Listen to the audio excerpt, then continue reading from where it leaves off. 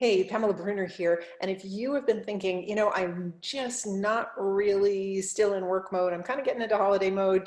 Is there anything that I can do that doesn't require a ton of effort? Yes, there are actually some things. So I know I and my team are still talking to prospective clients, talking about next year, talking about New Year's and things like that. And that's exciting.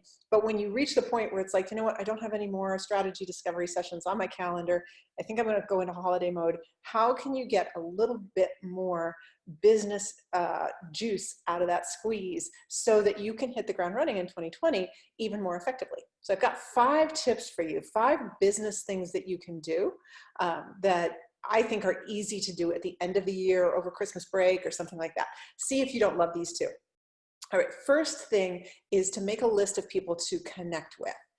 So I know that as as I reach out to people, as I have strategy sessions during the year, as I talk to prospective clients, sometimes people are like, you know what, I'm really not ready, but you want to check back with me in a couple of months?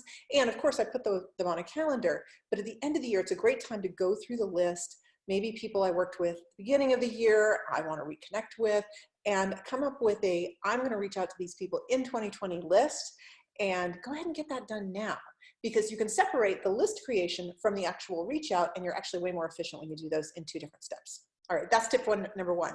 Tip number 2, plan out your marketing calendar or your blog or your Facebook Lives or something like that. If you're going to do content marketing for people, you're going to put out blogs like I do.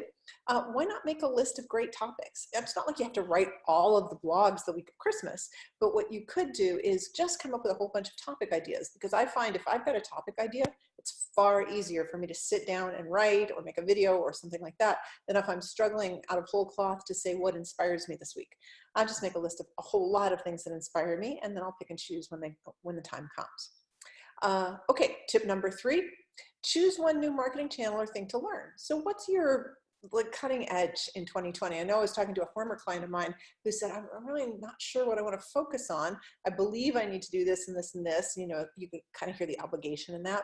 So what's the thing that you want to do or you want to learn that might light you up? Like maybe you want to become an expert in Instagram stories and start posting Instagram. Maybe you're going to really learn how to conquer a signature talk.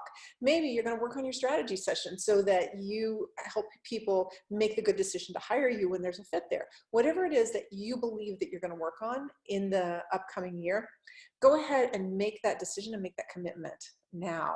And then you might start assembling some resources. You don't have to start learning it, you don't have to start working on it, but get everything ready to go. 4th tip, clean out your files. I know, like yuck, but it is tedious and it is kind of yucky, and you do not want to do it when you are fully resourced, you're charged up, ready to go, and then you're in this mess of files, whether it's Google Drive or Dropbox or just your physical files or something. You don't want to be raring to go and looking at a mess.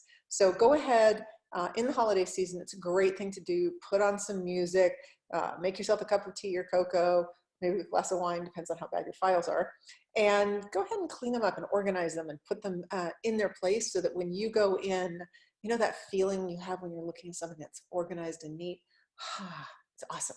All right, 5th tip is to create some automation to make your life easier. So what do you need to do, or what do you spend a lot of time doing, that if you had some automation in place, life would be so much easier?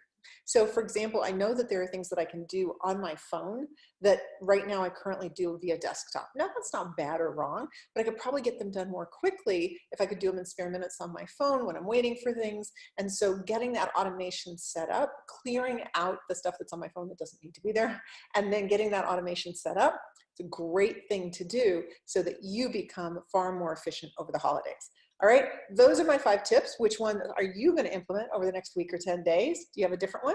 Share with me on Facebook, and keep an eye on your email, because I've got a really, really cool thing coming up on December 26th. Watch for that. See you there.